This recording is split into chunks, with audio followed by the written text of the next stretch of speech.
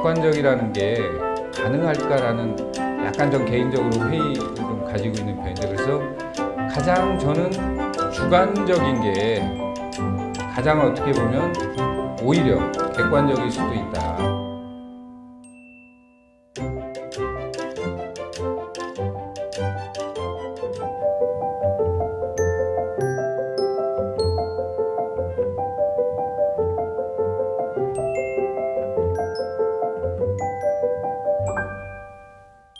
저희는 이렇게 어디 가서 이렇게 말을 듣는 직업이거든요.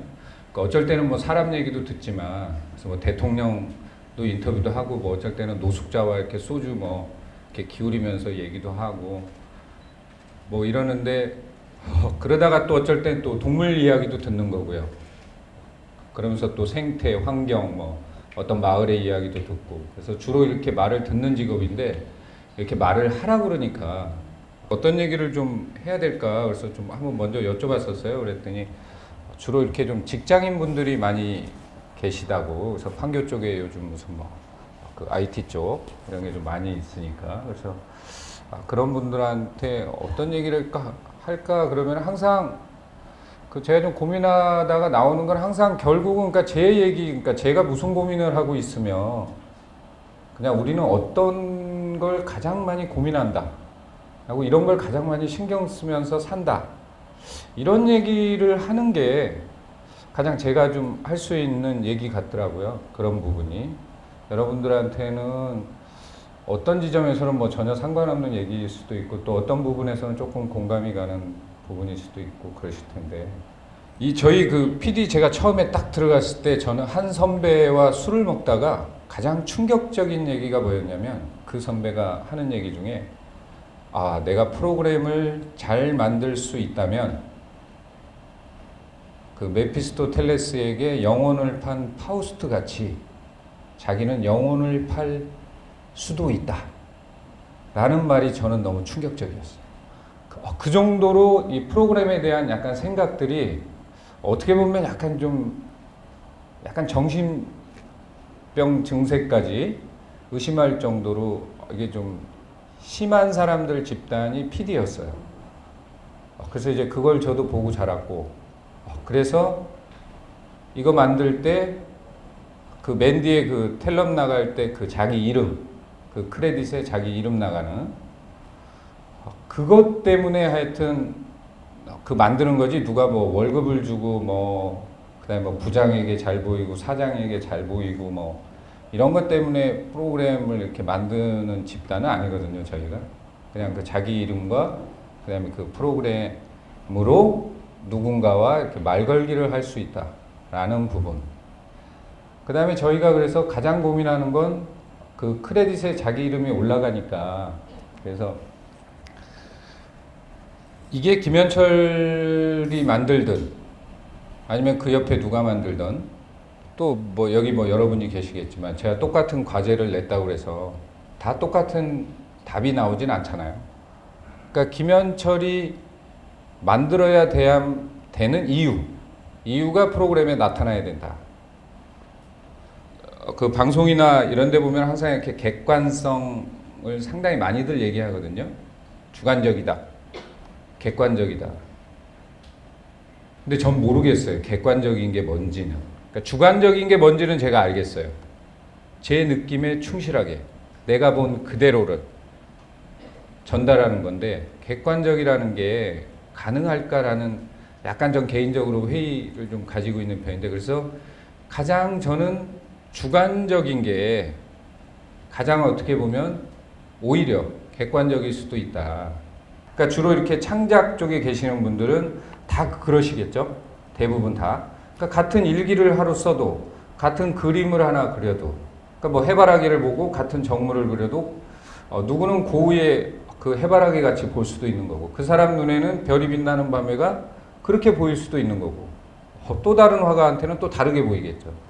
그러니까 그걸 왜 그렇게 보느냐. 그래서 저는 제 후배들 들어오면 항상 그런 얘기 많이 했어요. 그러니까 네 온몸이 다 이렇게 촉수가 되어야 된다.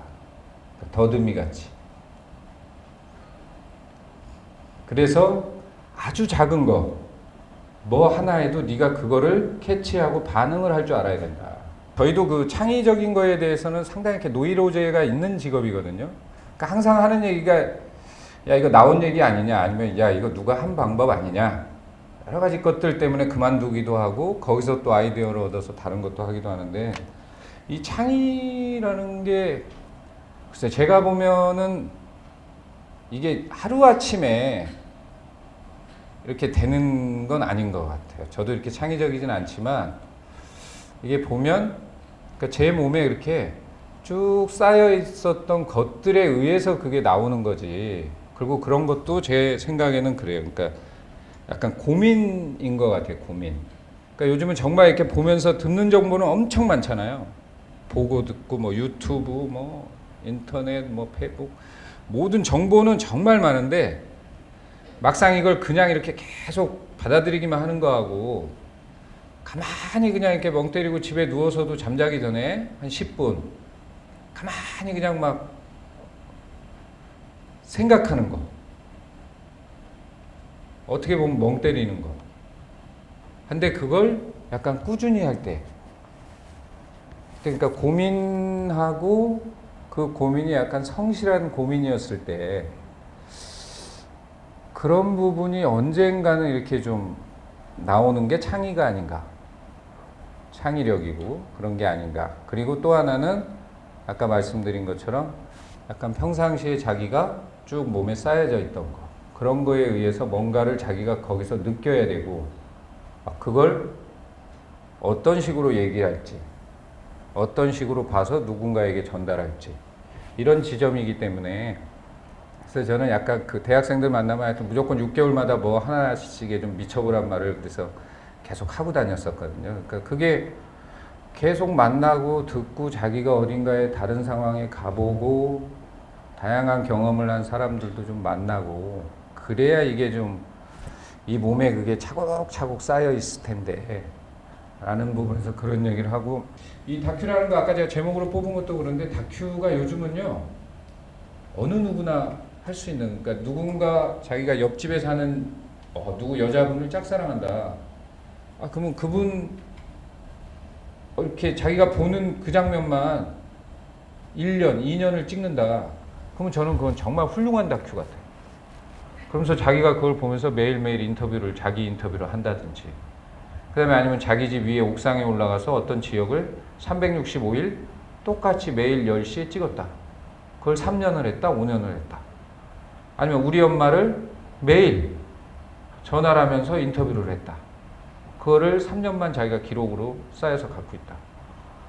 그러면 그거는 그 누구도 못 들어가는 영역에 자기만 찍을 수 있고 자기만 생각할 수 있는 자기 눈으로만 볼 수 있는 영역이기 때문에 이 다큐라는 게 요즘은 오히려 그쪽이 더 매력적인 것 같아요. 그러니까 아주 그 프라이빗한 영역에서 벌어지는 일들에 대한 기록을 거기에 이렇게 시간적인 어떤 그런 게 점점점 쌓였을 때 이건 엄청난 기록이 되니까